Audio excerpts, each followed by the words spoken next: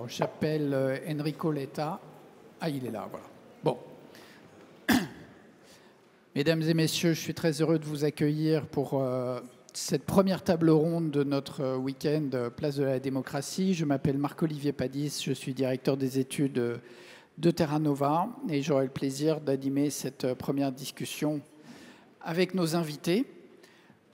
Avant de vous les présenter, je vais vous dire un mot, et avant de dire un mot de la table ronde, si vous regardez dans votre programme, et on a mis ces petits carrés étranges qui s'appellent des flashcodes à différents endroits dans la pièce, c'est pour vous faire participer, comme on a dit, c'est un week-end participatif à un nouveau mode de sondage qu'on peut appeler un sondage participatif, où donc vous allez sur un site internet pour participer à une discussion collective. Il y a déjà pratiquement 1000 personnes qui ont commencé à participer sur la question des relations entre la police et la population. Et l'originalité du dispositif, c'est que chacun peut mettre des propositions et voter sur les propositions des autres. Et on présentera les résultats de cette enquête dimanche. Voilà, donc n'hésitez pas à participer. Alors nous sommes là pour 1h30 pour cette première discussion sur les démocraties libérales en sursis. Nous allons faire en gros 1 heure de discussion avec les invités, puis vous aurez la parole ensuite. Il y a des jeunes, je crois, du Conseil nancéen de la jeunesse qui ont prévu d'intervenir aussi pour poser des questions à nos invités. Alors, je vais vous présenter nos invités. Alors, tout d'abord, Marie-Lise Léon, qui est secrétaire générale de la CFDT et que nous sommes très heureux d'accueillir. Enrico Letta, qui a été donc Premier ministre en Italie, on dit président du Conseil en Italie, député européen, et qui est aujourd'hui président de l'Institut Jacques Delors et qui a été chargé par le Conseil européen de rendre un rapport sur l'avenir du marché commun européen. À ma droite, Sylvie Kaufmann, qui est éditorialiste au Monde et qui va publier très prochainement, dans une quinzaine de jours, un livre sur l'histoire des relations entre les pays européens, particulièrement la France et l'Allemagne, et la Russie, qui s'appelle Les Aveuglés et qui paraîtra chez Stock. Et on aura déjà des éléments de réflexion là-dessus. Et puis, dernier invité, Bernard Guetta, qui est député européen, voix de radio, connu pour sa chronique sur les relations internationales à France Inter, qui a été donc député européen Renew Europe, qui a été vice-président de la sous-commission des droits de l'homme au Parlement européen. Alors, la question qui est posée sur les démocraties libérales sont-elles en sursis? Pourquoi se pose-t-on cette question? Si l'on regarde le nombre de démocraties dans le monde aujourd'hui, il y a des centres de recherche qui font des comptes là-dessus. Il ne faut pas s'attacher à l'unité près, mais avoir une idée générale. Ils considèrent que sur 167 pays dans le monde, il y a 23 démocraties véritables, 52 démocraties imparfaites, 35 régimes hybrides, un peu autoritaires, et 57 régimes vraiment franchement autoritaires. Et ce qui est inquiétant, vous voyez qu'on est loin d'avoir une majorité de démocratie, mais même la tendance n'est pas très bonne. Il y a de moins en moins de démocraties ou des démocraties de plus en plus imparfaites. Et d'ailleurs, ça a été théorisé par un certain nombre de responsables politiques. Je pense par exemple au président de la Hongrie, Viktor Orban, qui revendique la notion d'une démocratie illibérale. Qu'est-ce qu'il veut dire par là? C'est-à-dire un régime politique où les dirigeants sont choisis par l'élection, en tout cas formellement, où les partis de l'opposition n'ont pas toujours eu vraiment le temps de parole, où les médias ne sont plus complètement indépendants, mais enfin élection. Mais pour le reste, c'est-à-dire l'indépendance de la presse, l'indépendance de la justice surtout, l'indépendance d'une cour constitutionnelle autonome, tout ça est mis en question. Et donc, il y a véritablement, au sein de l'Europe même, dans des pays qui ont adhéré volontairement à un corpus de valeurs et à un système européen démocratique, une remise en cause du jeu démocratique dans toutes ses dimensions. Et donc c'est ça le sujet dont nous allons discuter maintenant avec vous. Et je vais commencer par poser la première question à Enrico Letta. Si vous voulez bien prendre le micro, je pense qu'il va marcher. Comment expliquez-vous finalement ces difficultés des démocraties libérales? Je crois que vous êtes assez frappé par le fait que les opinions sont de plus en plus polarisées dans les pays démocratiques. Qu'est-ce que ça veut dire, des opinions polarisées? Comment est-ce que vous voyez cette situation? Premièrement, merci à Terra Nova pour cette invitation que j'ai vraiment beaucoup appréciée. J'ai beaucoup d'estime pour ce que Terra Nova fait. Et merci au maire de Nancy pour cet accueil. Et c'est assez de parler dans cette salle si belle et élégante. Alors, je cherche de dire la mienne très rapidement en entrant dans les sujets. Et évidemment, je suis ravi de pouvoir écouter et échanger avec des personnalités comme celles qui sont autour de moi, Marie-Lise, Sylvie et Bernard. Alors, le point central de mon point de vue est le suivant. Depuis une quinzaine d'années, nos vies, toute notre vie, toutes les activités économiques, commerciales, la presse, le syndicat, les partis politiques, tout a été bouleversé par la technologie et surtout par le fait qu'on a dans nos mains, 24 heures sur 24, un ordinateur qui est plus puissant que celui qui a envoyé le premier homme sur la Lune. Et on l'a dans nos mains 24 heures sur 24. Et tout ça nous lie avec les autres dans des réseaux sociaux. Et tout ça a créé un mécanisme de désintermédiation qui a complètement bouleversé la vie quotidienne, qui a bouleversé l'économie, qui a bouleversé l'enseignement, qui a bouleversé la presse, qui est en train de bouleverser l'activité des syndicats et des partis politiques. Pourquoi? Parce que la désintermédiation est l'élément le plus évident. C'est-à-dire, on fait, nous tous, chacun, on peut faire les choses que, avant le smartphone, quelqu'un faisait à notre place. Et évidemment, tout ça, c'est pas seulement que quelqu'un le faisait à notre place, mais c'est surtout qu'il fallait du temps pour le faire. Alors qu'aujourd'hui, tout ça, ça se passe immédiatement. Et évidemment, ce que je dis est une chose simple et une évidence, on le sait tous très bien.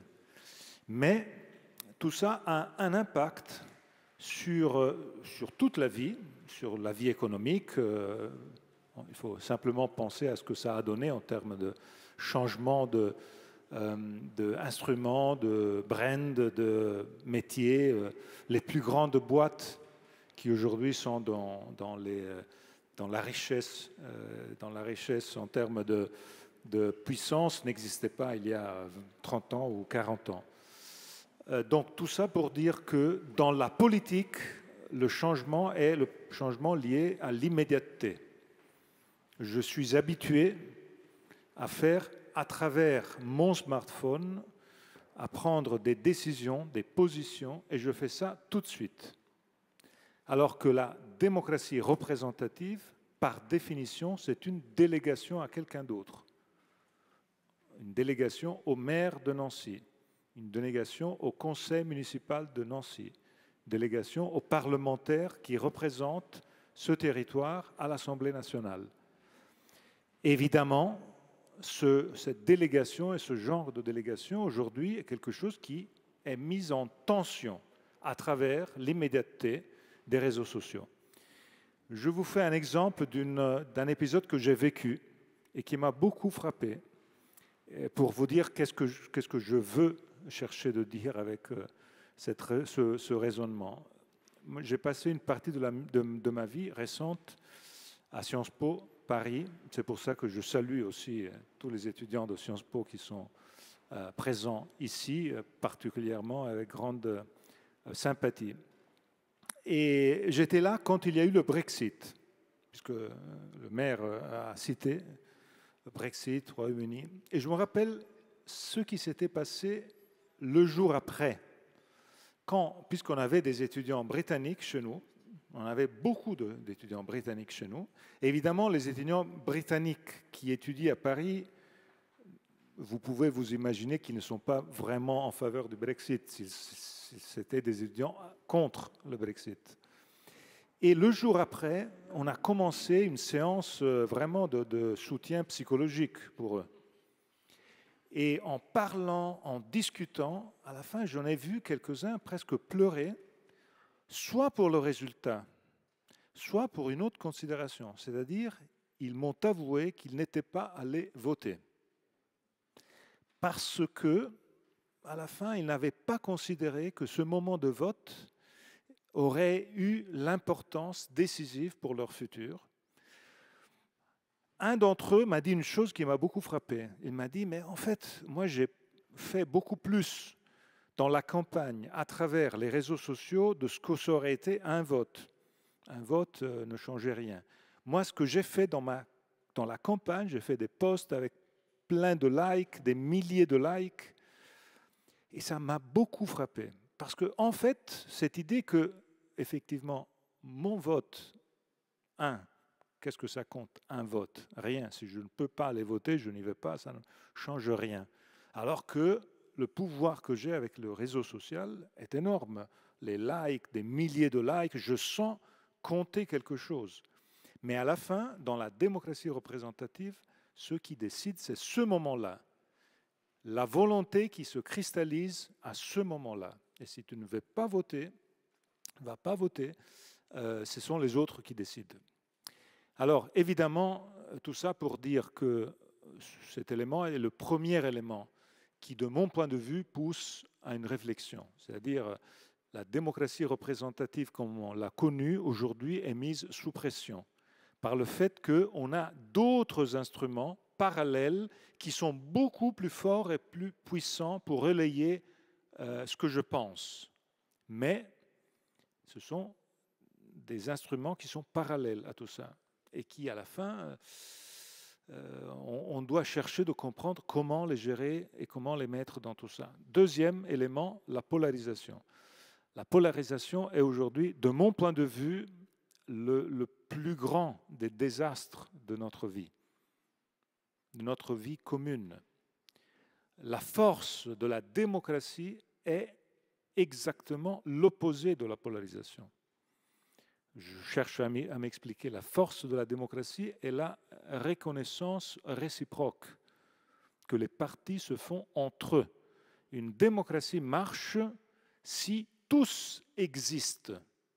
Si mon but en tant que parti politique est celui de détruire l'autre et non pas de respecter son existence et de faire en sorte qu'ensemble on puisse exister, cet élément qui aujourd'hui est de plus en plus présent dans nos démocraties est en train de détruire non pas l'autre, mais la démocratie en tant que telle.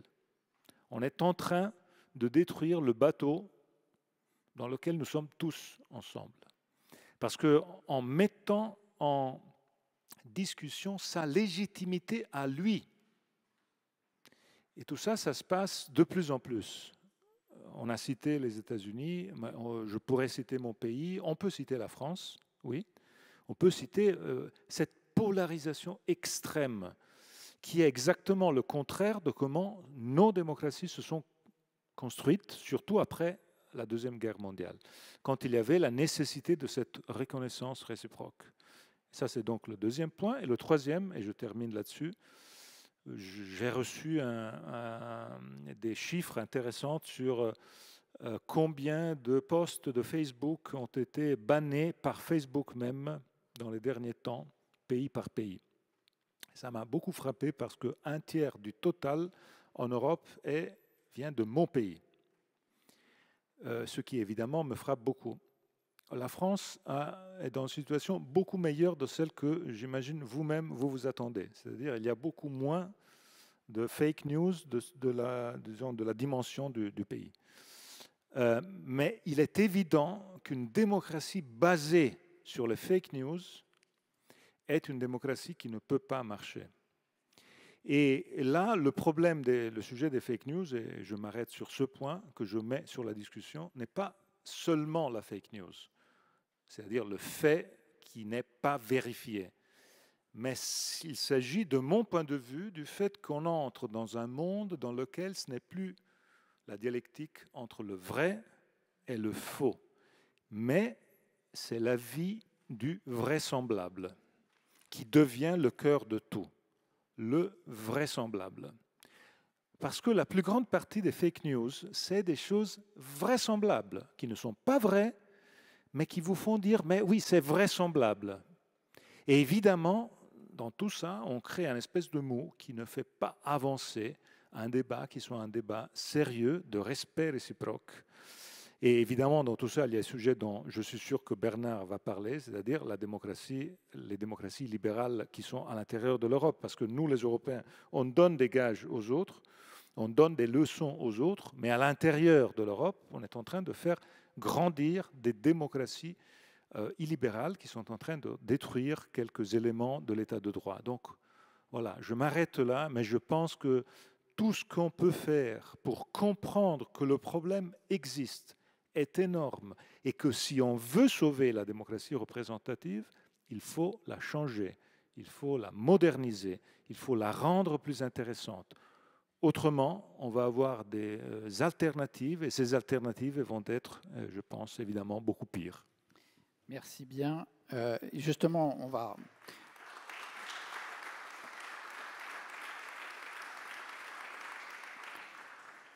va poursuivre la discussion justement avec Bernard Guetta.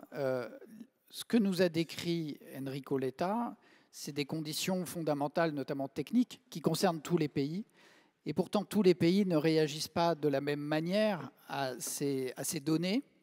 Et donc, vous avez vu au Parlement européen fonctionner beaucoup de pays. Pourquoi est-ce que la mise en cause de la démocratie n'est pas la même dans les anciens pays des blocs de l'Est, à l'Ouest? Comment est-ce que vous voyez cette mise en cause? Si vous voulez bien, je voudrais commencer par deux remarques d'ordre plus général. La première, c'est le nombre de pays démocratiques régresse.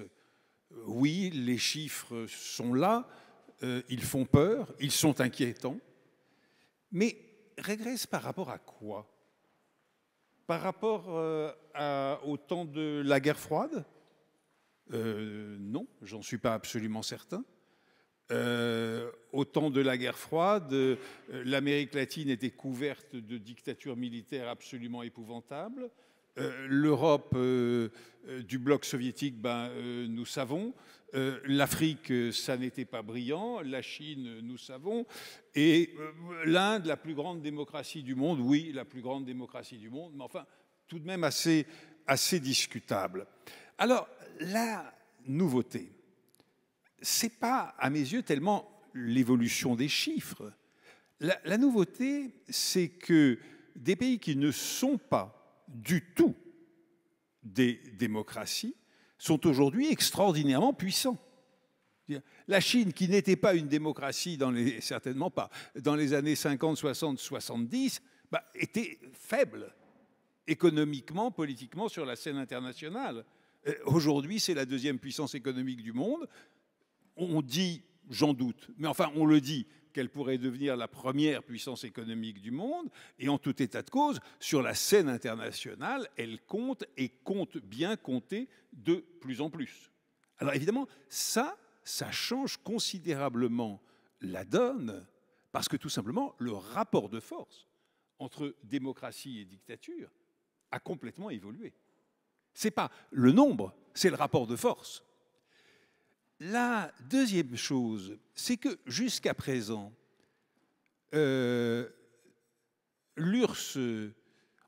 jusqu'à présent, il n'y avait pas, ou très rarement, de régime qui mette en question directement la démocratie. l'URSS du temps de Staline se vantait d'avoir la constitution la plus démocratique du monde. D'ailleurs, quand on la lisait, c'était presque le cas.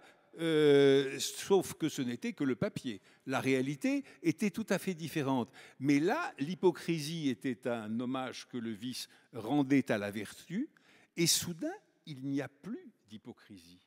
Et soudain, il n'y a plus d'hommage du vice à la vertu, mais il y a une affirmation que la démocratie, c'est pas bien. Et que le régime du parti unique en Chine et la dictature, etc., c'est beaucoup mieux. Et c'est repris, évidemment, par notre ami M. Poutine, mais c'est repris, évidemment, Enrico Letta vient d'y faire allusion, et c'est évidemment gravissime, par des régimes au pouvoir dans des pays de l'Union européenne. Aujourd'hui, la Pologne et la Hongrie. Demain, peut-être, ça n'est pas joué. Enfin, demain, peut-être, la Slovaquie pourra s'additionner à cela. Mais enfin, encore une fois, valait-il mieux vivre dans la Pologne communiste ou dans la Pologne de M. Kaczynski? Je préfère quand même la Pologne de M. Kaczynski. Et je préfère, encore que ce soit beaucoup plus discutable, mais je préfère quand même la Hongrie de M. Orban à la Hongrie de M. Kadar. Alors maintenant, deuxième chapitre.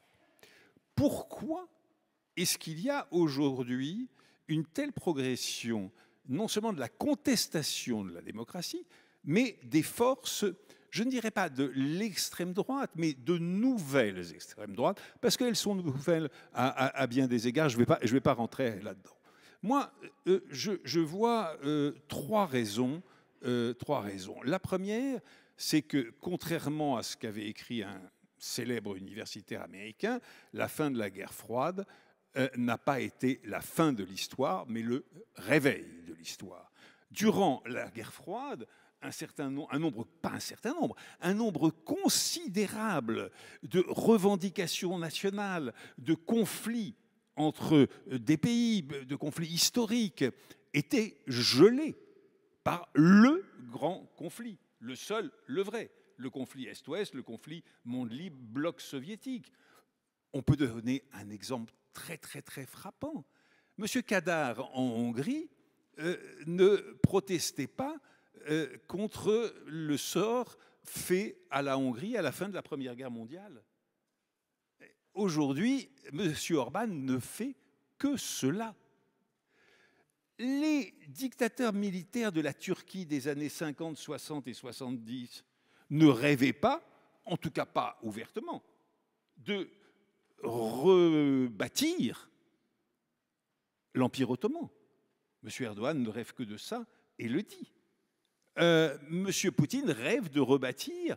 D'ailleurs, c'est très, très, très étrange que dans tant de pays africains jusqu'à présent, on l'admire, ou en tout cas on s'en revendique bizarrement, alors que la Russie de M. Poutine est quand même le dernier pays au monde qui veuille ouvertement reconstruire un empire colonial. Enfin bon, je ferme la parenthèse, mais c'est quand même très étrange. Et donc, ce réveil de l'histoire a favorisé l'émergence, ou plus exactement la réémergence, de forces nationalistes, agressives, extraordinairement réactionnaires au sens premier du terme, et donc de conflits nationaux. Prenons un exemple. Le Nagorno-Karabakh, je ne dis pas le Nagorno-Karabakh aujourd'hui, le Nagorno-Karabakh depuis la fin de l'Union soviétique. J'étais correspondant à Moscou, j'étais à Erivan au moment du début de ce conflit, à la fin 87, début 88,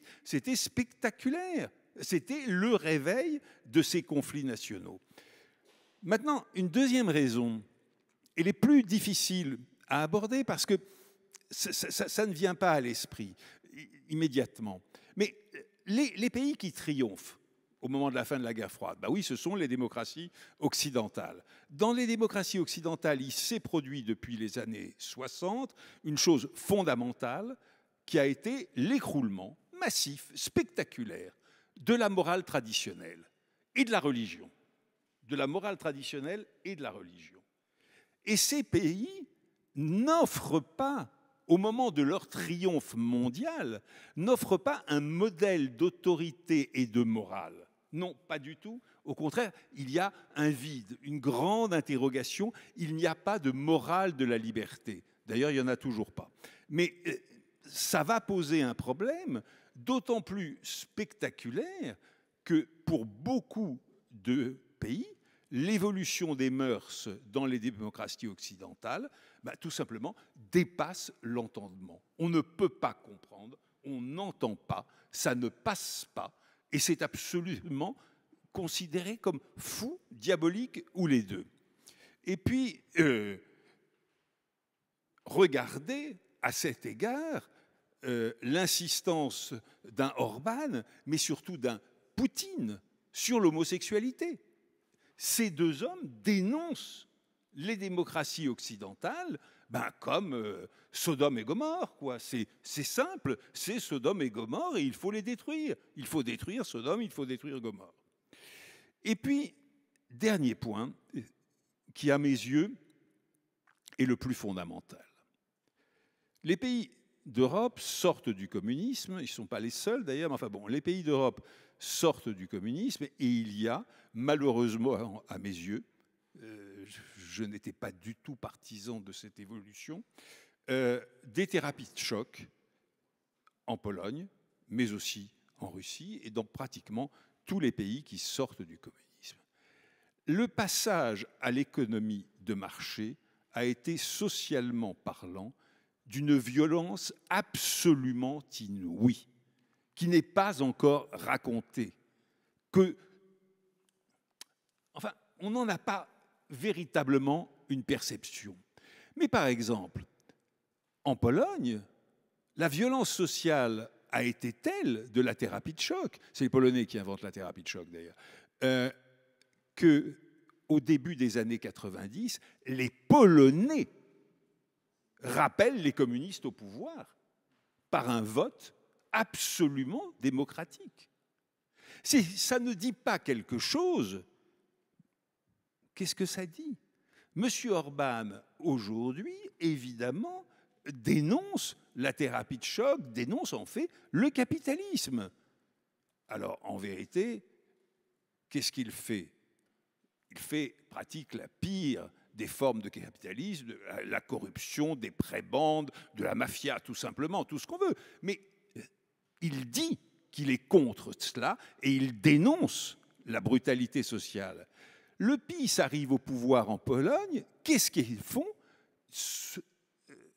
Allocation familiale massive, 500 zloty par famille, maintenant on passe à 700 ou 800, je ne sais plus, pendant la campagne électorale naturellement. Et le PiS dit, mais vous voyez bien qu'il y avait de l'argent dans les coffres, et les libéraux bloquaient cet argent, ne voulaient pas le donner au pouvoir, etc. Mais ça a marché formidablement bien. Et j'ai un copain polonais qui me dit, mais Bernard, est-ce que tu te rends compte qu'au début du PiS, avec les 500 zloty par famille, on a vu des gens arriver sur les plages de la côte baltique pour la première fois. Pour la première fois. Et les politologues polonais ont dénoncé les libéraux au pouvoir avant le PiS, avec un très joli mot qu'ils ont inventé. Ils ont dit, ah ben oui, c'était les impossibilistes. Parce qu'à chaque fois qu'on disait, mais il faut telle protection sociale, ah ben non, c'est impossible, on n'a pas l'argent, il faut respecter les comptes, etc. Et donc, il y a eu une confusion dans beaucoup de ces pays entre ce qu'on appelle bien à tort le libéralisme, qui est en vérité le Reagano-thatchérisme ou l'école de Chicago, en vérité un néolibéralisme, et le libéralisme du siècle des Lumières, tout simplement le libéralisme du siècle des Lumières. Et ce libéralisme-là est aujourd'hui confondu avec le Reagano-thatchérisme et rejeté en même temps que le Reagano-thatchérisme. Encore une phrase, et puis je m'arrête, pardon d'avoir été trop long. Il y a quand même une chose qu'il ne faut jamais oublier, c'est premièrement que ces thérapies de choc tellement violentes ont permis à ces pays, c'est la vérité, de faire un bond économique absolument spectaculaire et que les résultats sont là, quelle que soit la violence sociale, quelle qu'ait été la violence sociale. Et deuxièmement, il faut voir l'évolution sociologique et politique de ces pays. Oui, il y a une Hongrie réactionnaire, oui, il y a une Pologne réactionnaire, mais regardons l'évolution sociologique de ces pays. Il y a aussi, comme en Slovaquie d'ailleurs, on va le voir dimanche, il y a aussi une moitié de ces pays pro-européens, modernistes, libéraux, au sens politique, au sens des Lumières. Je vous remercie. Merci.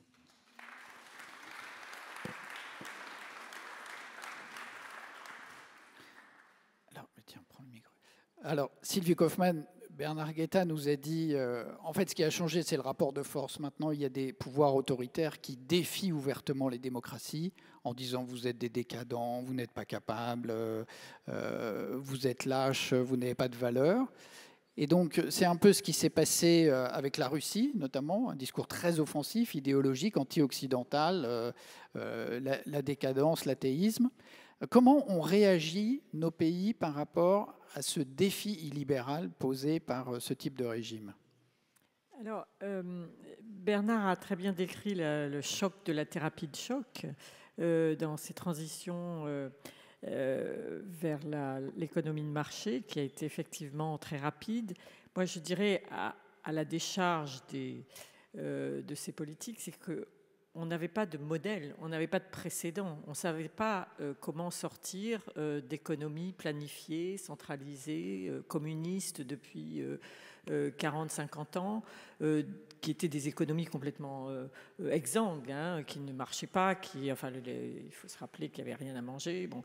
Et il y avait une demande de ces populations de rejoindre l'Ouest le plus vite possible et de rejoindre notre niveau de vie. C'était ça.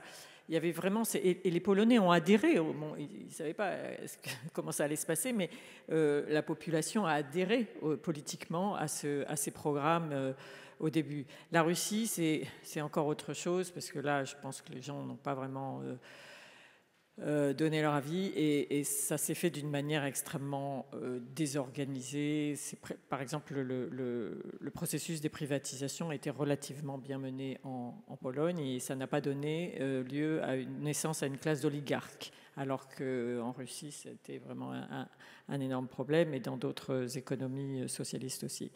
Voilà. Et il y a une autre chose. Donc, si vous voulez, après, il a fallu qu'on s'adapte, mais je crois qu'on a ignoré effectivement ce problème et les conséquences de cette thérapie de choc, les conséquences sociales, la brutalité de ces transformations sur le corps social. On l'a sous-estimé. Après, il y a eu l'intégration dans l'Union européenne, ce qui correspondait aussi à un souhait, à une volonté de tous ces électorats et toutes ces populations. L'aspiration à rejoindre l'Union européenne était extrêmement forte. Et d'ailleurs, le niveau d'adhésion, même s'il y a énormément de critiques, le niveau d'adhésion à l'Union européenne est toujours très fort. Donc ça, c'est une donnée dont il faut tenir compte. Donc on a probablement, je pense, sous-estimé le coût économique et social de ces transformations aussi rapides. Et de la même manière, on n'a pas compris assez vite que les sociétés, alors tu as parlé des mœurs, que ces sociétés n'avaient pas vécu comme nous les années 50, les années 60, 1968, les années 70, les années 80. Par exemple, ils n'ont pas eu d'immigration du tiers-monde. Et donc, quand il y a eu cette vague d'immigration, de réfugiés et de migrants en 2015, il y a eu un choc énorme, et je pense que ça, c'est quelque chose qui a terriblement divisé l'Europe et dont on paye encore le prix. L'Allemagne a accueilli 1 million de réfugiés, mais après a dit il faut les distribuer au niveau européen. Et donc il y a eu une séance, notamment au Conseil européen, où Merkel, parce que ça devenait un sujet politique extrêmement grave. Je ne sais pas si tu étais au pouvoir à ce moment-là, Enrico. Non, c'était avant. Hein, oui. C'était un sujet extrêmement difficile politiquement à gérer pour Merkel, et donc il était très urgent pour elle de d'arriver à distribuer les réfugiés en Europe. C'était en 2015, il y avait, les Polonais étaient en campagne électorale. Donc c'était Donald Tusk qui était au pouvoir. Donald Tusk qui était au Conseil européen, déjà était président du Conseil européen, voilà, mais c'était son parti qui était au pouvoir en Pologne et qui était qui voyait que le PiS risquait de gagner les élections. Et les Polonais ont supplié Merkel de ne pas forcer cette redistribution par quota de réfugiés, parce qu'ils savaient l'effet que ça allait avoir sur leur campagne électorale. L'Allemagne a tenu bon parce que c'était l'Allemagne et que c'était elle la plus puissante dans le Conseil européen. Les Français se sont rangés derrière cette position allemande. Et je ne dirais pas que ça a coûté la victoire à l'opposition, enfin ceux qui sont maintenant dans l'opposition, mais ça leur a coûté certainement la majorité. C'est-à-dire que le PiS allait sans doute gagner les élections, mais n'aurait pas eu la majorité absolue et n'aurait pas pu. Ça a été un facteur énorme dans la campagne électorale. Voilà. Et donc le PiS, s'il n'avait pas eu la majorité absolue à ce moment-là, aurait sans doute pas pu mener les transformations qu'il a menées au rythme auquel elles ont été menées. Voilà, ce que je veux dire par là, c'est que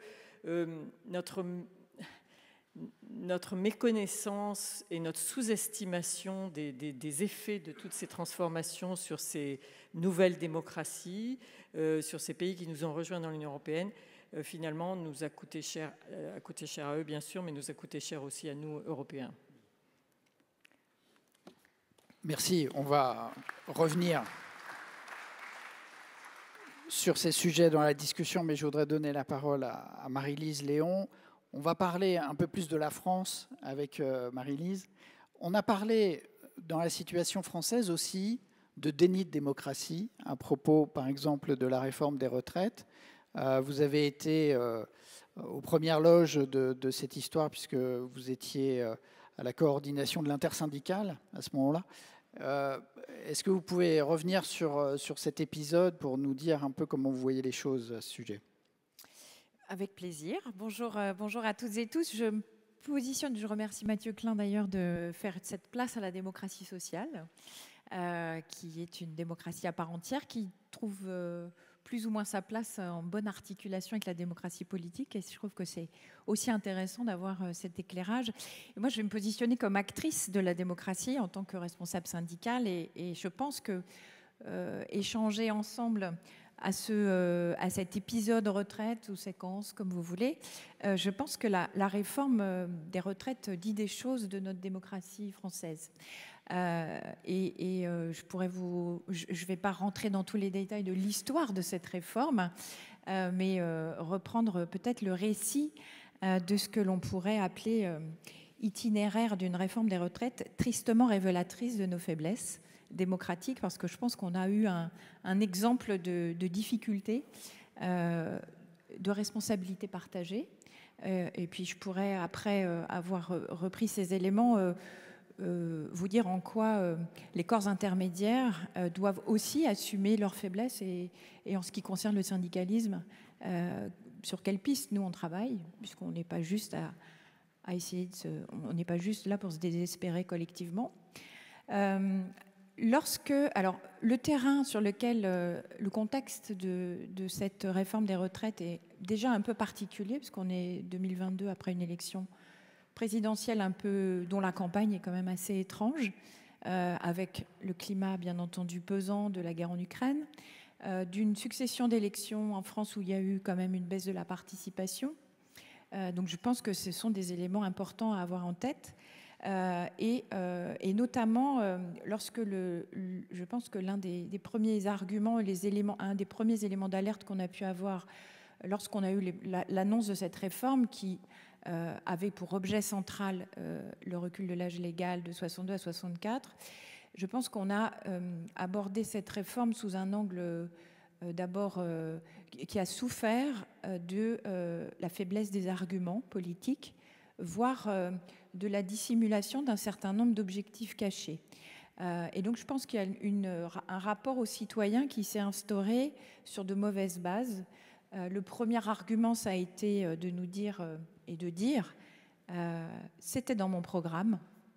Alors quand on voit les conditions de l'élection et surtout le contenu de la campagne et la qualité médiocre, de mon point de vue, du débat d'idées autour de cette campagne électorale, on a vu, nous, très vite, alors là je suis dans le cadre d'un témoignage, beaucoup de militants qui nous ont dit mais les circonstances d'élection et le barrage que mon organisation a soutenu à l'extrême droite, barrage à l'extrême droite que nous avons soutenu en appelant pour la deuxième fois, mais dans l'histoire de mon organisation, si je ne remonte pas jusqu'avant les années 80, nous sommes une organisation qui n'appelle pas à voter pour un candidat. Sauf qu'en 2017, on l'a fait, et en 2022, on l'a fait également, parce que était en face d'Emmanuel Macron une candidate d'extrême droite et que nous n'avons pas appelé au vote, nous avons appelé à voter Emmanuel Macron. Donc c'est quelque chose de totalement assumé, que nous ne regrettons absolument pas. Mais l'argument de dire c'était dans mon programme a été quand même difficilement accepté. Voilà. Je cherche un autre mot, mais je pense que c'est le plus approprié. Donc ça, c'est un sujet, ça a été un sujet de crispation parce qu'il n'était pas question de concertation initialement. Donc on a convaincu le gouvernement et le président de la République qu'une réforme de cette ampleur ne pouvait pas juste passer par ce qui était initialement prévu, un amendement au projet de loi de finances de la sécurité sociale. Et donc une concertation a eu lieu, une concertation qui a élégamment essayé de passer dans un couloir où il y avait un éléphant que tout le monde a contourné, qui était la question du financement. Et que la question principale et l'objectif, quand je parle d'objectif caché, c'était un objectif budgétaire. Et donc, dans le cadre de la concertation, le financement n'a pas été abordé, c'est-à-dire les autres solutions et les alternatives à ces reculs de l'âge légal qui auraient permis de trouver des solutions à la pérennité financière du régime général.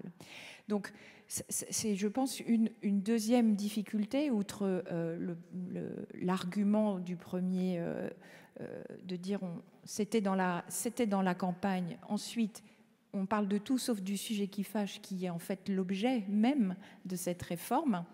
Ça a donc été aussi un deuxième sujet, un deuxième objet de crispation qui a, je pense, beaucoup porté préjudice à la confiance dans la parole publique.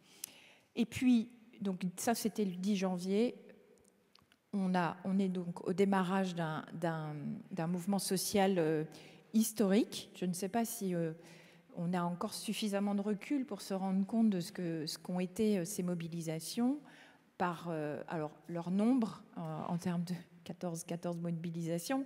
Ce sont des millions de personnes qui se sont déplacées et qui étaient... et on ne va pas rentrer dans le débat si c'est nous qui comptions ou les forces de l'ordre, mais on est quand même sur des niveaux de mobilisation inégalés. Ce qui a été, moi je pense, le plus remarquable, c'est l'ancrage territorial et des villes de 5000 habitants qui organisaient aussi territorialement leur propre mobilisation, manifestation, ce qui n'avait jamais été vu depuis les années 70. Donc, et face à cette mobilisation sans précédent, je reprends volontiers le terme qu'a évoqué Mathieu Klein tout à l'heure, tous ces manifestants, dans les cortèges, parlaient des retraites, ils étaient là pour ça, mais très vite on parlait du travail.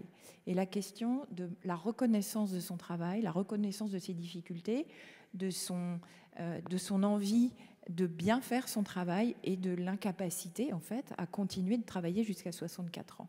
Et quand au cours de ces 6 mois, nous n'avons eu aucun contact avec les organisations, j'allais dire patronales, c'est mon prisme syndical, avec le gouvernement, ce qui a fait totalement halluciner nos homologues syndicaux européens, avec qui nous étions en contact régulièrement et qui nous disaient « mais bon, vous avez bien eu un coup de fil, vous avez bien eu une rencontre, même pas officielle, à nous vous pouvez le dire ». Bon, pas de son, pas d'image. Et donc, le terme qu'a évoqué Mathieu, je crois, tout à l'heure, c'était la question de la considération. Très vite, en fait, ce sentiment d'être, non pas, même pas écouté, mais un peu méprisé, a très, très vite alimenté les rangs, ou en tout cas, c'est de ce sujet dont il était question dans les rangs de cette mobilisation. Ensuite, donc, le débat s'est ouvert à l'Assemblée. Nous avons, nous avions pas pour objectif, mais nous avions comme envie que le débat se fasse à l'Assemblée nationale, avec le fameux article 7. Les forces politiques n'ont pas joué ce jeu-là, n'ont pas souhaité. Voilà, qu'on a été tout à fait clair sur le fait qu'on n'était pas du tout en phase avec cette stratégie. Et puis, ce qui a, de notre point de vue, plutôt accru la défiance. Et puis, il y a eu le fameux 49.3, dont je ne dénie absolument pas, pour le coup, le caractère démocratique, puisque c'est un levier tout à fait légal. Ce que dit cette histoire, c'est que, et j'emprunterai volontiers, et je pense qu'il intervient dans le week-end, Pierre Rosanvallon. Ce que dit cette histoire de la réforme des retraites, c'est que cette réforme est légale, mais que la légalité n'emporte pas la légitimité. Et qu'on est vraiment, je pense, au cœur de ce nouveau rapport des citoyens au rapport politique et à la démocratie. C'est-à-dire que faire une réforme aussi fondamentale que l'âge, reporter l'âge légal contre le monde du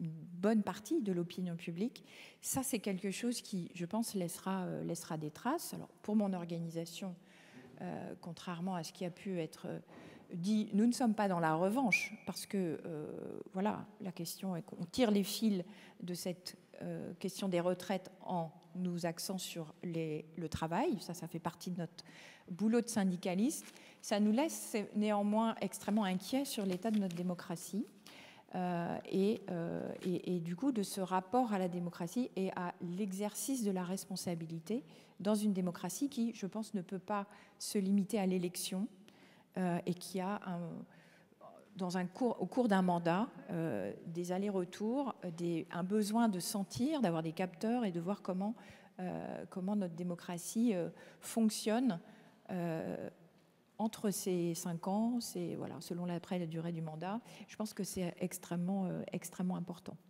Merci. Et du coup, je ne vous ai pas...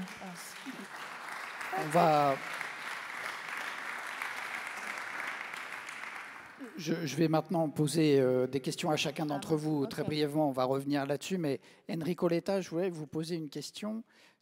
Dans le fond, vous avez dressé un portrait, un tableau au départ, un peu angoissant.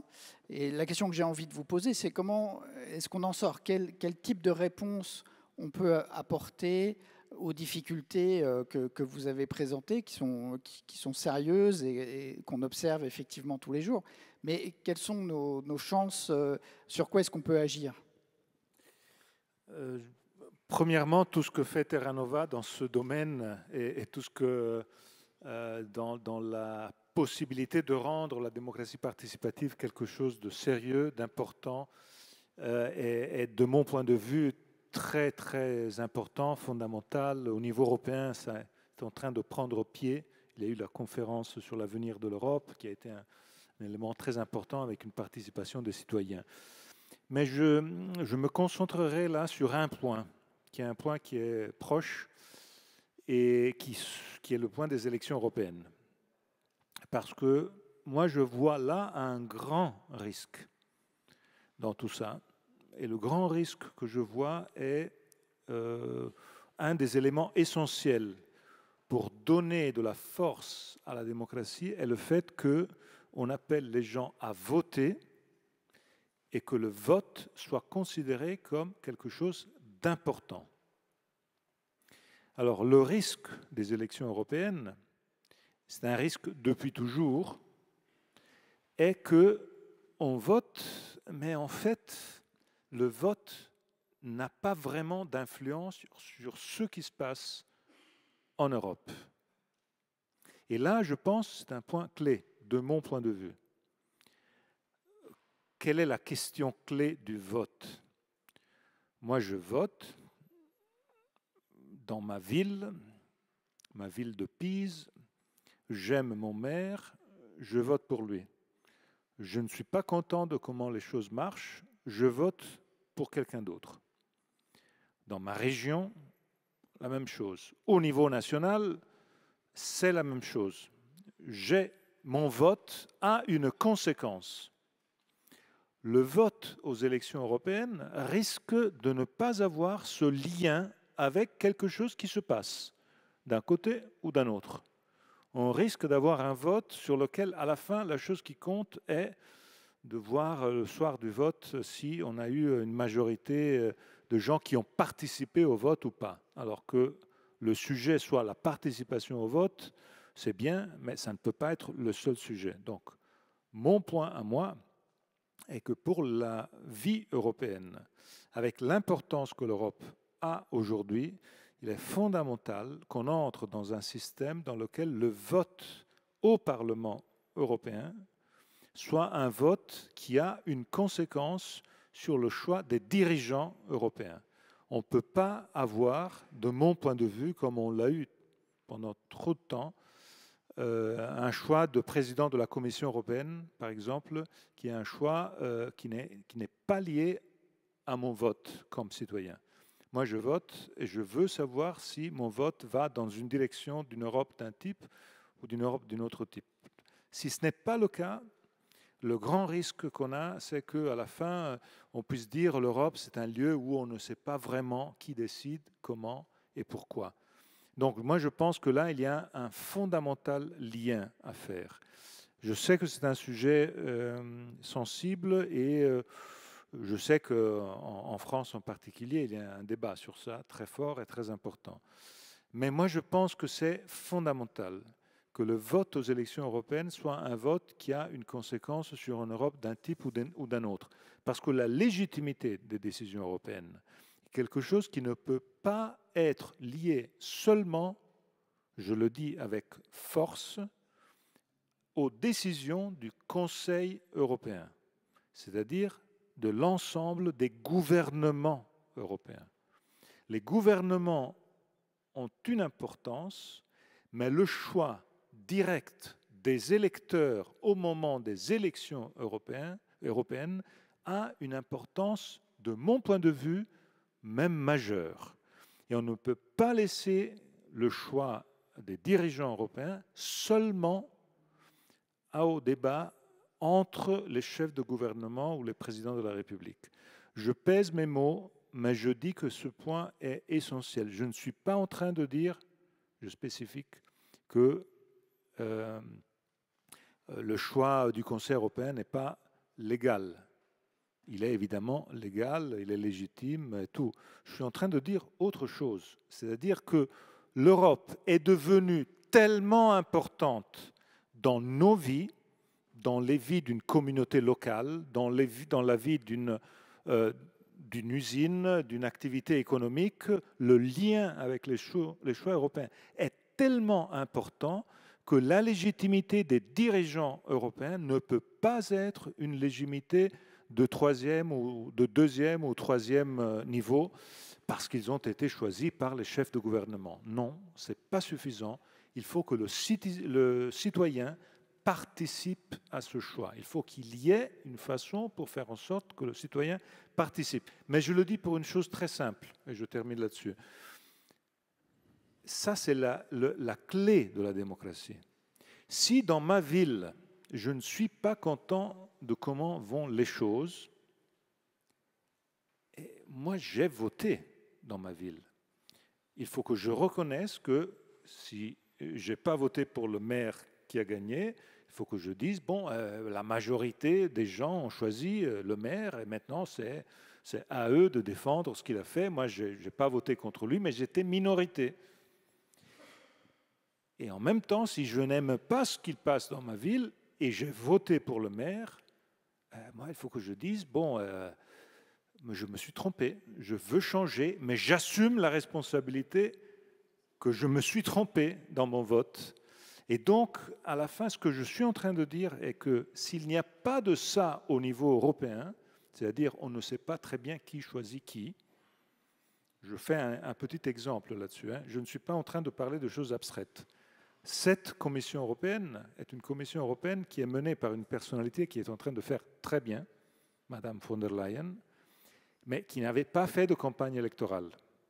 Et ces deux vice-présidents de la Commission européenne étaient les candidats à la présidence de la Commission européenne, même pour 2 des 3 grands partis européens, qui se trouvent à être vice-présidents d'une présidente qui, évidemment, n'avait pas fait la campagne électorale. Heureusement, ça marche bien.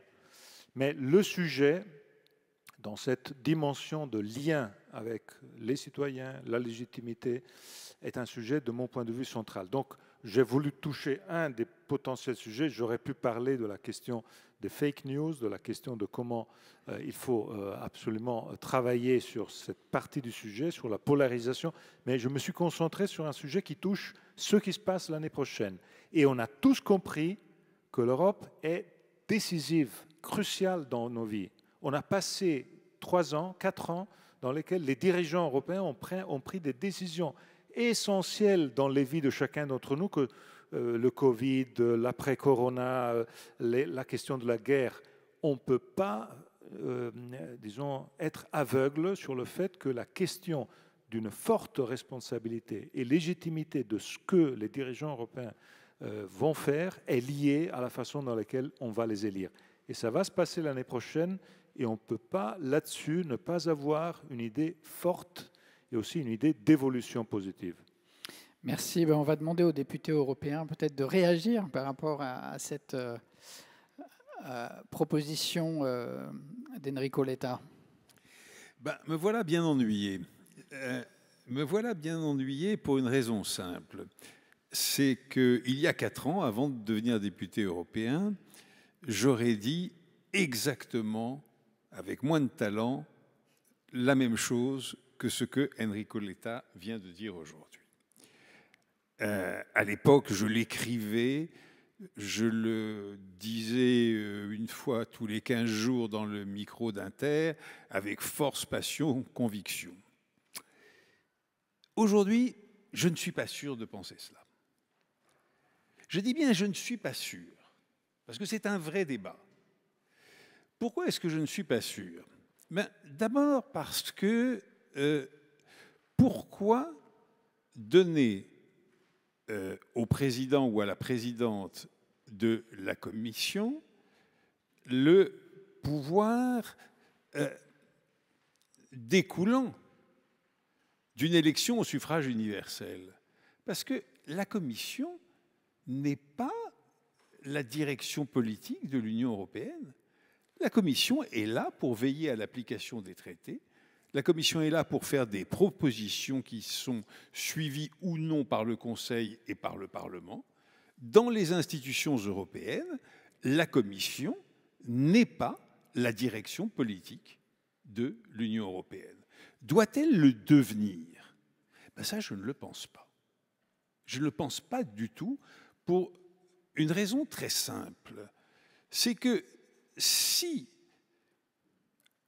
elle le devenait dans la période que tu as parfaitement bien décrite, c'est-à-dire une période où l'Union européenne est en train d'entrer dans le 3e moment de son histoire, celui de la construction d'une union politique. Il y a eu le marché commun, il y a eu la monnaie unique, et maintenant, c'est le début de la construction d'une union politique.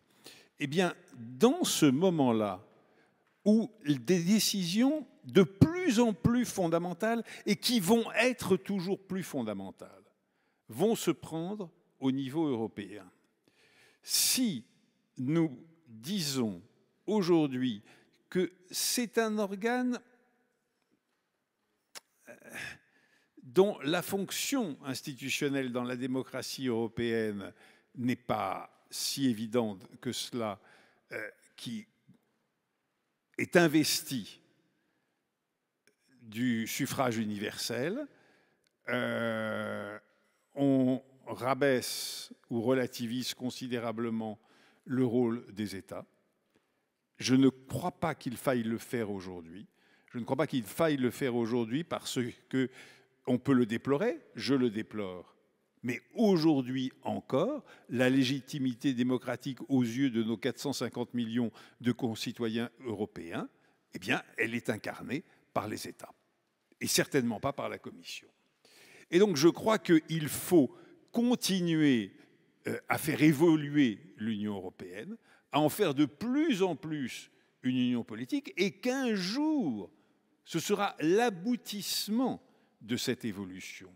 Un jour, il faudra une révolution institutionnelle, mais beaucoup plus complète à ce moment-là que la simple élection du président de la Commission au suffrage universel.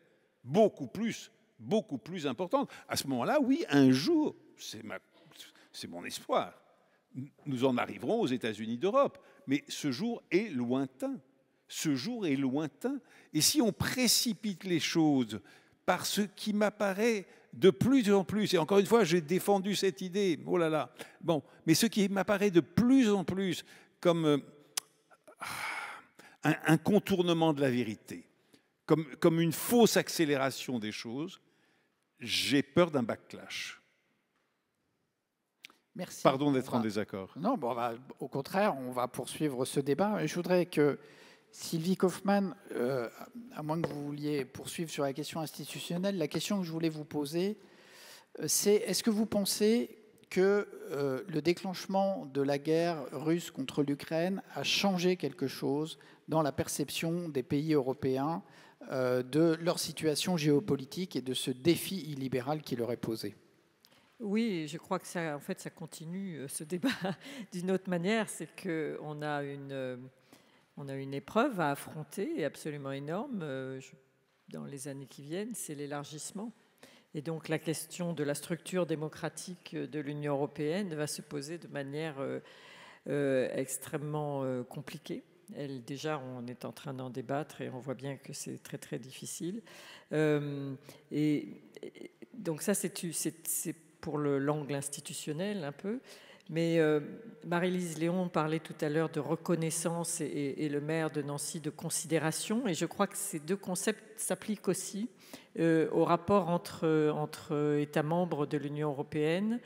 Et à la faveur de cette crise, de cette guerre en Ukraine, les choses ont évolué justement. C'est-à-dire que la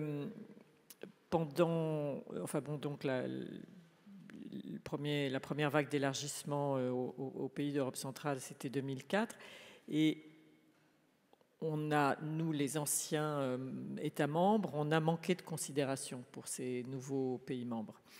Et on le paye aujourd'hui, en fait, parce que si on les avait écoutés davantage, alors c'est vrai que certains, on a parlé d'Orban, c'est difficile de les écouter tout le temps parce que ce qu'ils ont à dire n'est pas toujours très plaisant, et puis certains ont une activité d'obstruction aussi assez importante. Mais dans l'ensemble, à l'exception d'Orban, ils avaient un discours sur la Russie et sur la menace que ça représentait et sur ce qui nous attendait et sur le fait qu'on ne devait pas fermer les yeux sur toutes ces tendances qui étaient sous nos yeux mais qu'on ne voulait pas voir. Leurs avertissements étaient très clairs, mais on manquait vraiment de considération et on ne les a pas écoutés du tout.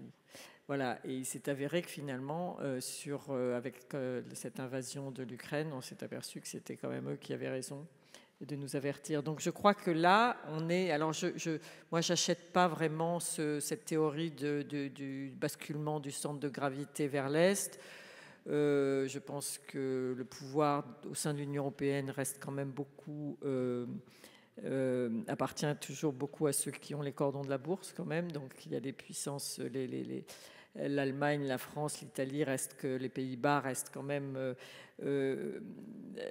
continuent à peser beaucoup, mais on voit bien que la dynamique politique s'est quand même déplacée, que ces pays d'Europe centrale et orientale ont une voix qu'on écoute plus.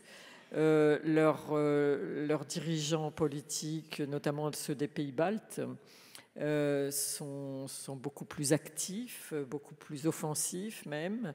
Et donc, dans cette problématique qui va se mettre en place de l'élargissement, il est évident qu'il va falloir les écouter beaucoup plus, oui. Et le rapport sera sans doute plus égalitaire, je pense. Merci. Alors, dernière question avant de passer le micro dans la salle. Je pense qu'il y a un micro qui pourra circuler. Marie-Lise Léon, vous aviez évoqué le fait que vous avez des propositions pour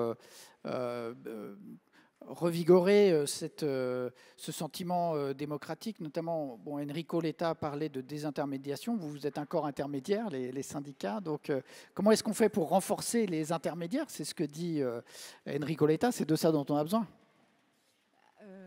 Effectivement, ça fonctionne? Non. Là, c'est mieux? Oui, là, c'est mieux. Pardon. Oui, je le disais tout à l'heure. Du coup, la question, elle est... vous évoquiez la place des corps intermédiaires représentatifs et la difficulté d'articuler démocratie sociale, politique, représentative, démocratie directe. Je pense que dans le monde complexe dans lequel on vit aujourd'hui, avec les outils numériques qui transforment les relations entre citoyens, les relations politiques, les relations de travail, je pense que chaque démocratie a une nouvelle place à prendre. Et dans le cadre de la démocratie sociale et des corps intermédiaires, je ne jetterai pas la pierre uniquement du coup aux partis politiques, même s'ils ont probablement beaucoup de questions à se poser. Côté syndical, nous, on a fait une enquête il y a 1 an à peu près qui s'appelait Parlons engagement, où on a touché à peu près 30 000 personnes, où on a clairement posé la question du qu'est-ce que vous attendez du syndicalisme et en quoi il doit se renouveler. Il y a des réponses qui sont douloureuses, c'est-à-dire qu'il y a 65% qui nous ont dit si vous ne bougez pas dans 10 ans, vous n'existez plus. Donc voilà, ça c'est fait, c'est dit. Et la question, du coup, elle est, on est une force syndicale qui est puissante. On recueille des milliers de voix aux élections, à la fois dans le secteur privé et le secteur public. Je pense on fait partie des rares organisations qui, à la fois des sympathisants par le vote, mais aussi des adhérents qui cotisent, qui sont plusieurs centaines de milliers. Et pour autant, on a des choses sur lesquelles il faut qu'on s'améliore. C'est la question de mieux représenter la diversité de ce qu'est aujourd'hui le monde du travail. On a aujourd'hui des champs... alors, on est plutôt implanté dans tous les secteurs professionnels, mais je crois qu'il y avait une étude qui nous avait indiqué que 90% des travailleurs, donc là je dis travailleurs au sens... quel que soit le statut de l'emploi, 90% des travailleurs ne rencontrent jamais un seul syndicaliste au cours de leur carrière professionnelle. Alors, il y en a que ça arrange, mais je pense que ça nous indique qu'on est insuffisamment implanté et trop éloigné, notamment de ceux qui en ont le plus besoin. Paradoxalement, les gens se syndiquent quand ils arrivent dans une stabilité de l'emploi, alors que... tout le temps où ils vivent un parcours du combattant d'insertion vers l'emploi, ils n'osent pas, ou ils ne veulent pas, ou ils ne savent pas qu'un syndicat peut leur être utile. Donc ça, c'est un des sujets sur lesquels on travaille, bien entendu. On a aussi la question des modalités de travail. On est beaucoup trop en silo, et moi je pense que l'avenir du syndicalisme, c'est cette capacité d'ouverture au reste de la société civile. C'est ce que l'on fait avec le pacte du pouvoir de vivre. On est parti à 19 organisations, on est 60 aujourd'hui.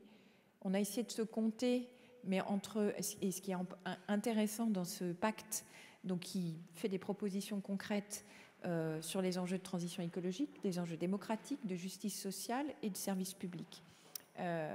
Et on a 42 groupes locaux dans lesquels les citoyens peuvent s'investir et mener des actions concrètes. Ce qui est intéressant dans ce pacte, c'est qu'on a à la fois donc on a des associations de protection de l'environnement, nous comme organisation syndicale, des associations de lutte contre la pauvreté, des associations pour le logement, enfin une diversité qui ont et du coup une diversité aussi d'engagement dans l'ensemble de ces structures. On a nous des adhérents, des sympathisants, certains ont des abonnés, d'autres ont des militants, des bénévoles, et c'est d'une richesse incroyable. Et donc ça c'est un axe sur lequel on souhaite pouvoir continuer de travailler, parce qu'au-delà, moi je suis convaincue, et ça rejoint l'enjeu démocratique, au-delà du pouvoir de vivre, il faut développer le pouvoir d'agir. Et le pouvoir d'agir, c'est comment, à mon échelle, je peux, et donc ça peut être à une échelle extrêmement locale ou un peu plus éloignée, pouvoir m'investir.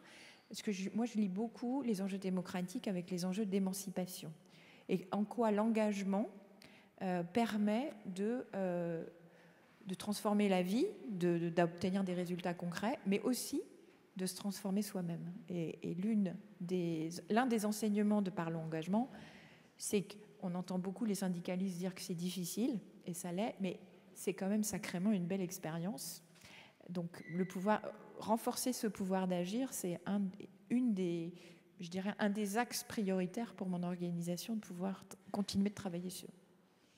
Merci beaucoup. Alors, on va passer aux questions de la salle. Je ne sais pas s'il y a des jeunes du Conseil nancéen, des jeunes qui voulaient poser des questions, mais enfin, vendredi, ils sont peut-être soit au lycée, soit en train de faire leurs études. Donc, on va prendre des questions. Il y a un micro qui circule.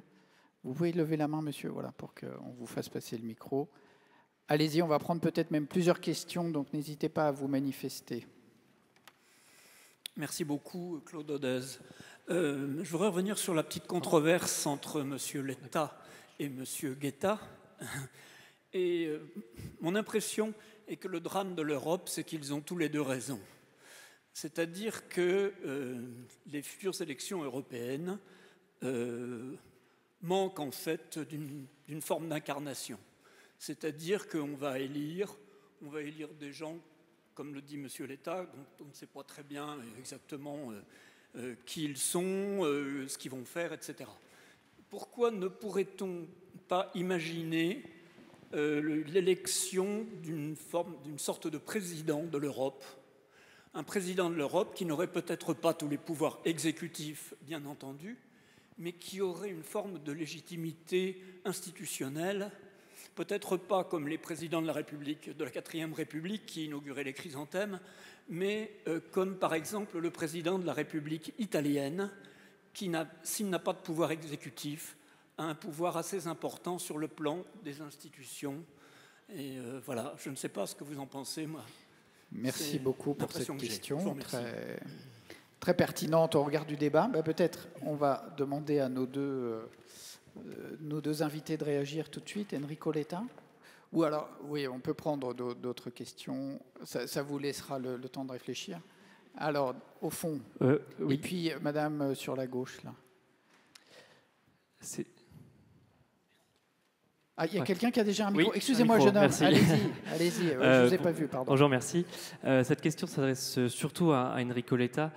On dit souvent que l'Italie est un laboratoire politique de ce qui se passe en Europe.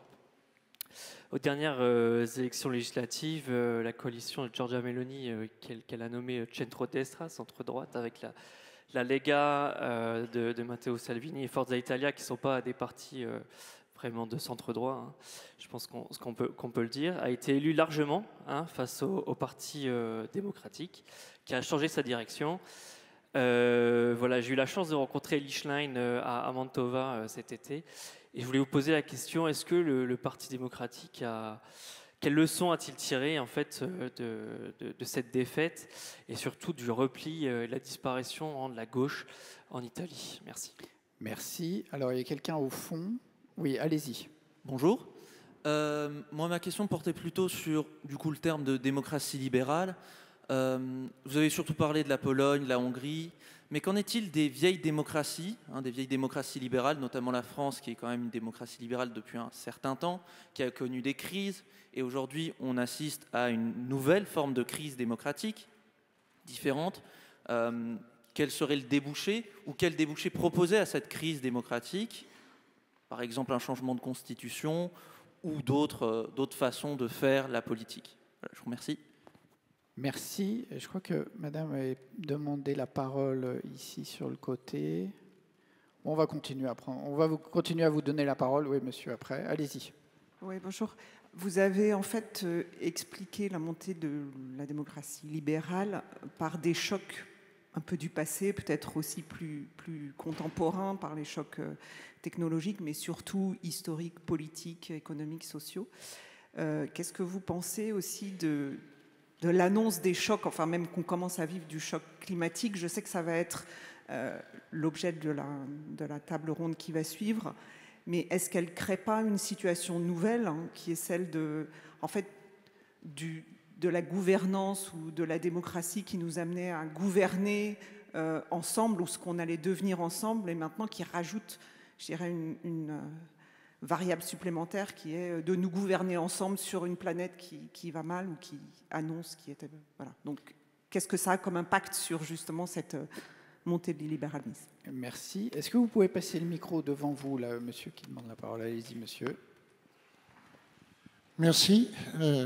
Vous avez parlé de changement de rapport de force post-guerre froide.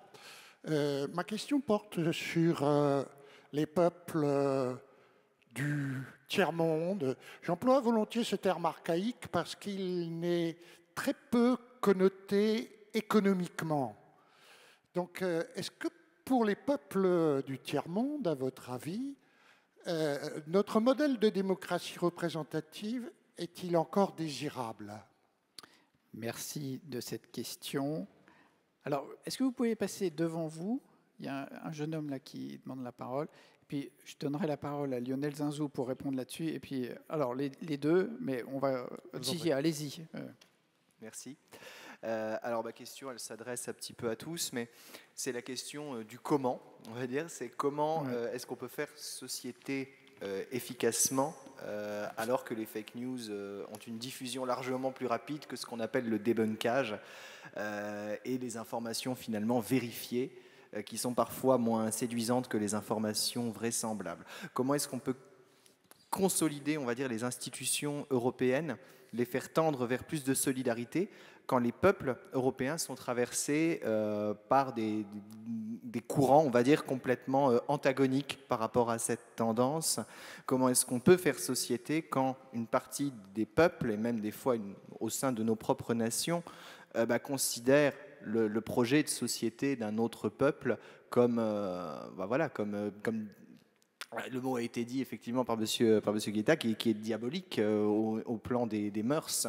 Comment est-ce que, lorsqu'on est à ce point, lorsque certains projets de société sont à ce point diabolisés par une partie des peuples, comment est-ce qu'on peut encore faire société? Je pense que voilà, il y a une partie qui est les espaces de société un petit peu plus traditionnels, on va dire, comme les corps intermédiaires qui sont parfois dévoyés, notamment par les pouvoirs, par l'exécutif actuellement. Les anciens modes de sociabilisation peuvent marcher, mais comment est-ce qu'on peut les rendre plus efficients pour faire société ensemble et contrecarrer ces tendances? Voilà. Merci. Allez-y. Une question pour tout le monde également. Vous parliez de la dévitalisation des corps intermédiaires et de la désintermédiation. Quid de l'apparition d'un nouvel intermédiaire que serait l'intelligence artificielle et de son impact sur la démocratie? Merci. Merci. Alors, est-ce qu'on peut donner le micro à Lionel Zinzou? Parce que, ici devant, Lionel va répondre à la question de monsieur sur est-ce que tout le monde a envie de notre démocratie? Oui, alors j'ai plaisir à revenir à ce que j'ai essayé de dire au tout début, dans l'accueil. Mais la démocratie sociale qui a été évoquée par Madame Marie-Lise Léon, c'est une aspiration qui a beaucoup de raisons d'être quand même universelle.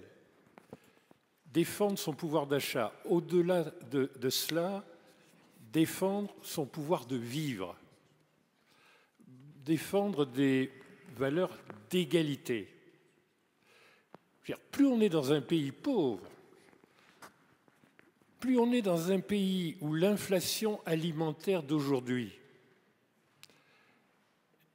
qui est en Afrique grosso modo de 20% d'augmentation des prix alimentaires. Quand on y consacre plus de 50% de son revenu, le plus c'est tragique. Donc qu'il s'agisse d'égalité, qu'il s'agisse du pouvoir de vivre, qui pourrait penser que ces valeurs démocratiques ne sont pas d'intérêt pour des gens du tiers-monde? Sur les libertés publiques, évidemment, les dictateurs, c'est ce que vient de dire le président de la transition de Guinée à la tribune des Nations Unies.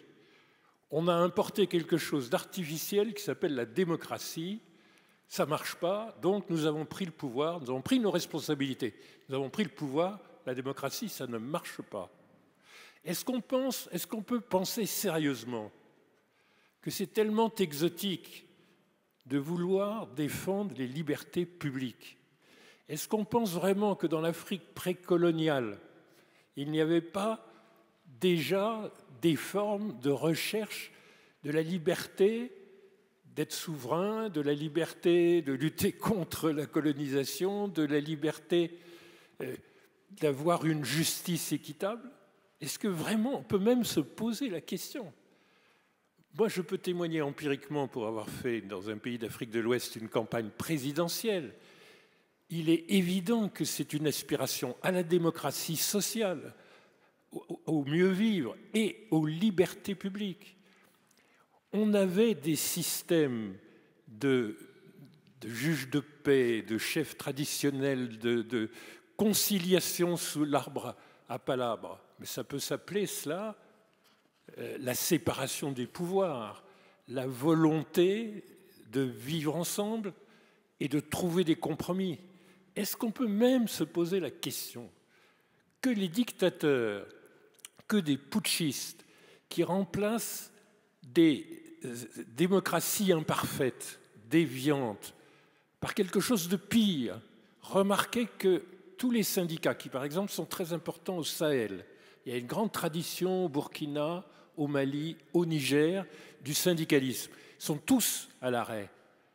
Les journalistes, pas seulement français et étrangers, sont interdits de parole dans les nouveaux putschs.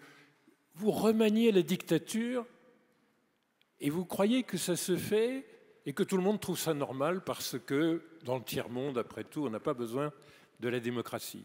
Moi, je vous dis empiriquement, il y a une très grande aspiration, notamment locale.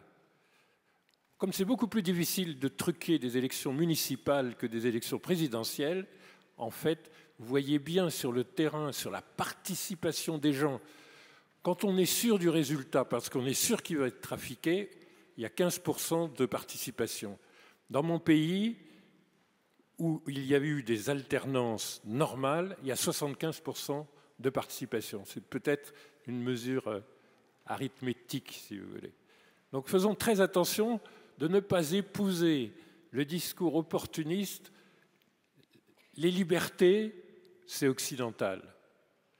Le contrôle tribunicien sur l'argent qu'on détourne massivement, ça, le contrôle tribunicien, c'est importé de l'Occident. Mais pas un instant. C'est y compris dans les éléments religieux, si vous voulez, qu'il s'agisse de l'islam, qu'il s'agisse de la chrétienté, qu'il s'agisse des religions traditionnelles. Ce sont des exigences éthiques universelles. Se poser la question de est-ce bien adapté d'être démocrate quand on fait partie de ce tiers-monde, de ce tiers du monde, je pense qu'il faut y résister parce que si on finit par trouver qu'après tout, ce n'est pas fait pour les Guinéens, on finira par penser que ce n'est pas fait pour les Polonais. Et puis après tout, en 2027, on en tirera des conséquences nationales, si vous voulez.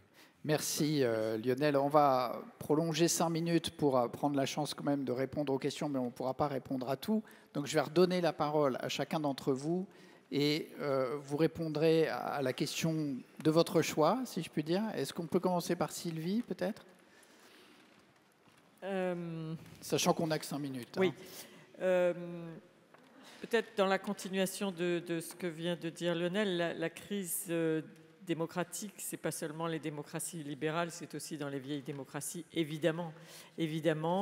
Et ça fait partie du problème, parce que quand on voit ce qui se passe, alors on va parler de l'Europe aussi, mais aux États-Unis, qui est censé être la boussole démocratique, enfin qui se présentait comme ça, comment on dit, the shining city on the hill, la cité qui brillait sur la colline, c'était la fameuse expression de Reagan pour montrer que les États-Unis étaient le phare, voilà, de la démocratie. Mais maintenant, après ce qui s'est passé avec Trump et cette nouvelle campagne électorale, voilà, il n'y a plus aucun respect pour cette image, et nos propres démocraties à nous sont effectivement traversées par des courants et des remises en cause qui les rendent beaucoup moins exemplaires. Donc, d'ailleurs, on voit que Biden n'utilise plus cette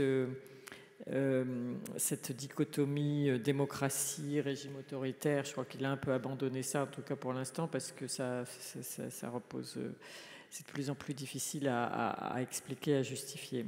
Voilà, donc ça, je pense que c'est des choses dont vous allez beaucoup parler pendant ces 2 jours, c'est comment remédier à cet état de choses, et je ne risquerai pas tout de suite. Ça fera partie des autres discussions, y compris des ateliers où on va essayer de mettre en avant des formes participatives nouvelles et différentes pour revigorer justement notre rapport à la démocratie. Bernard Guetta, vous souhaitez répondre ?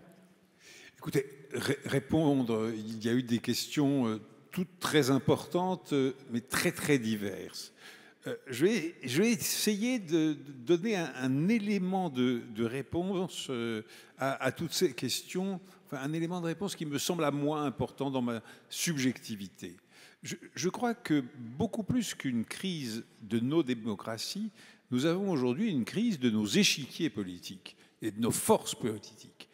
Et donc, le problème est beaucoup moins, à mes yeux, une réforme institutionnelle, pas plus au niveau européen qu'au niveau national, qu'une réinvention des forces politiques et de l'échiquier politique. Et de ce point de vue, moi, je suis frappé, après 4 ans au Parlement européen, de voir que les frontières que nous connaissions jusqu'à présent sont dans la réalité des votes et des prises de position incroyablement obsolètes. Parce qu'au Parlement européen, il y a un parti assez comparable au Parti démocrate américain, qui va du centre-droit aux gauches utopistes,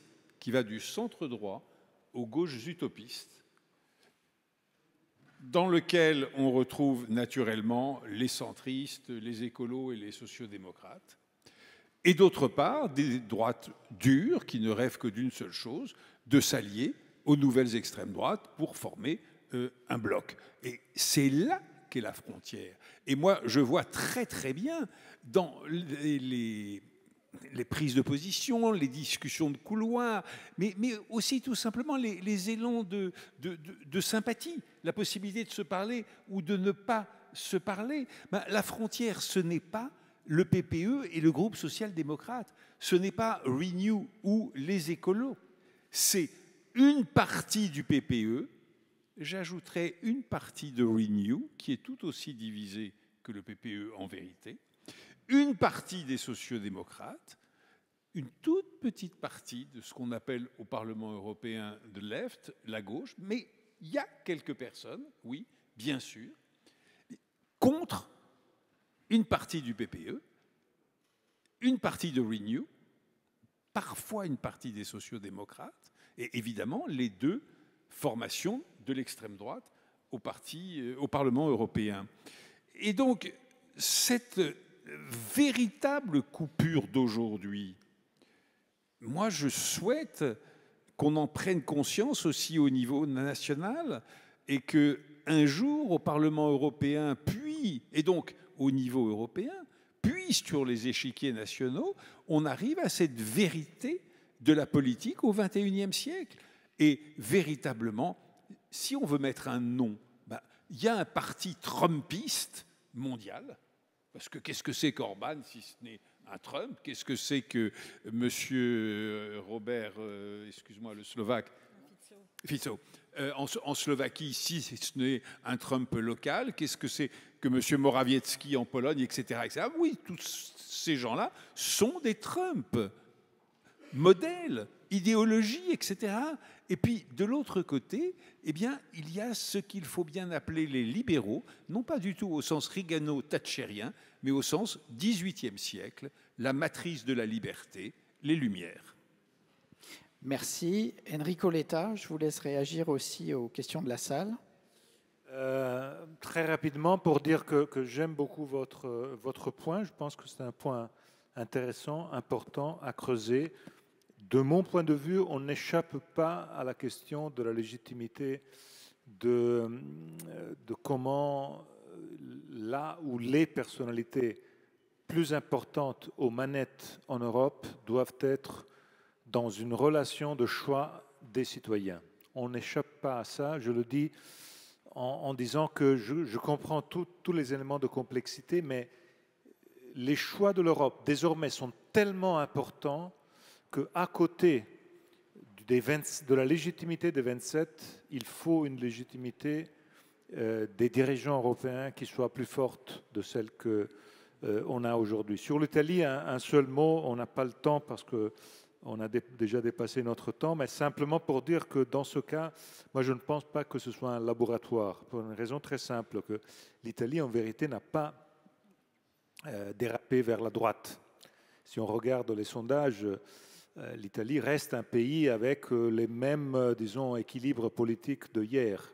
La seule raison pour laquelle il y a eu un résultat comme celui qu'on a vu, c'est qu'on a un système électoral majoritaire à un seul tour. Donc le centre-droit s'est mis ensemble et le centre et la gauche n'a pas réussi à se mettre ensemble. On peut discuter des heures sur les raisons pour lesquelles ça s'est passé, mais c'est ça, à la fin, le point. Et donc, il n'y a pas une dérive à droite de l'Italie.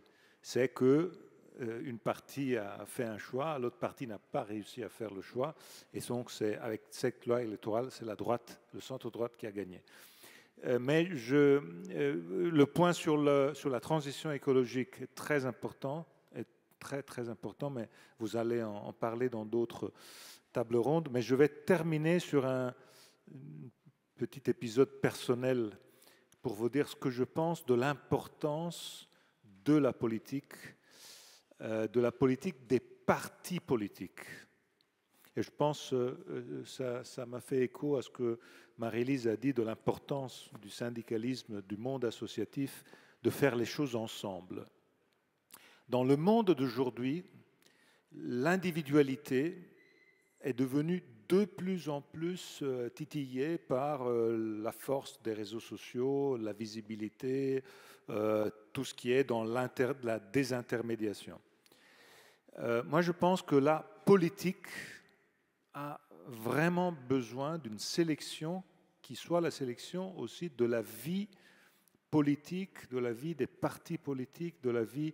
Ça donne la possibilité de ne pas se prendre trop au sérieux, ce qui est, de mon point de vue, fondamental pour ceux qui font de la politique. C'est-à-dire, tu fais de la politique, tu es au top niveau, puis tu descends parce que tu as perdu, et puis tu peux remonter, tu peux redescendre, mais il est fondamental de se voir comme on est. Moi, j'ai un petit épisode, 30 secondes, pour raconter comment j'ai appris ça. J'ai appris ça avec ma première candidature. J'étais très jeune, j'étais candidat sans aucune chance d'élection, mais j'étais très convaincu du fait d'être candidat. Pour moi, c'était quelque chose d'important. Donc j'allais dans les communes les plus petites de ma province, la province de Pise, et je me rappelle le premier discours dans une grande place où il y avait pas beaucoup de gens parce que la place était très petite. La commune était une commune de 500 habitants dans une colline de Toscane, très belle. Si vous y allez, vous allez aimer. Ça s'appelle Monteverdi Marittimo. Et évidemment, ce n'est pas sur la mer, parce que chez nous, on appelle Marittimo ce qui est dans la colline. Ben ça, je n'ai jamais compris pourquoi on fait ça. Et donc j'arrive à 6h30 de l'après-midi, on avait ce discours, et j'avais préparé mon long discours, et le maire de cette petite commune de 500 habitants vient à ma rencontre, et ils avaient été obligés d'organiser cette rencontre avec ce candidat totalement inconnu. Et alors je lui demande, moi j'ai préparé mon discours, combien de temps je peux parler? Et le maire m'a dit, ah non, toi tu es le candidat, donc toi tu peux parler, tu peux prendre tout le temps que tu veux. Nous, à 7h, on va dîner. Alors là, tu comprends tout de suite où est le pouvoir, et toi tu penses avoir le pouvoir, mais à la fin le pouvoir c'est des électeurs, point. Marie-Lise, est-ce que pour répondre à quelques-unes des interpellations? Moi, je choisirais... Si, c'est bon. Il y a beaucoup de choses qui ont été évoquées. Moi, je terminerai par, même si c'est traité dans une autre table ronde à laquelle je ne serai pas, je suis convaincue que les enjeux d'intelligence artificielle, de numérique et de transformation écologique sont les défis auxquels on va devoir faire face et que nous n'y ferons pas face sans démocratie. On a aujourd'hui des partisans d'une transformation un peu autoritaire en disant l'urgence climatique notamment est telle qu'il faut imposer aux gens ces transformations, ces évolutions. Nous, on porte depuis longtemps, et dans le cadre de la Confédération européenne des syndicats, la transition juste, c'est-à-dire comment on concilie transformation écologique et justice sociale. C'est un exercice compliqué, mais on ne pourra pas faire l'impasse d'une méthode démocratique pour pouvoir la mener.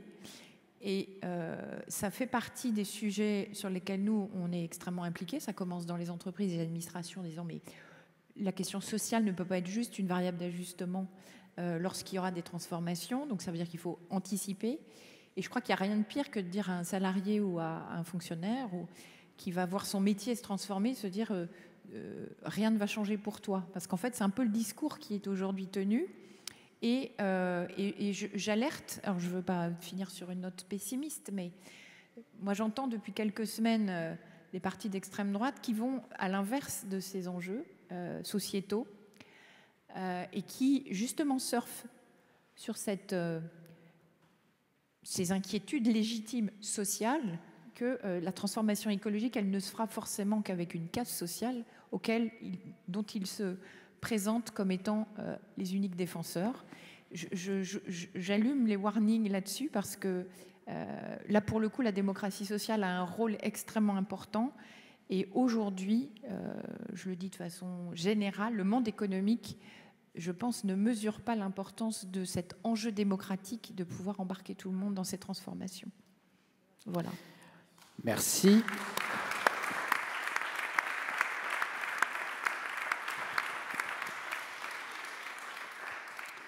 Donc, je vous remercie, nos invités, d'avoir été présents. Merci à vous.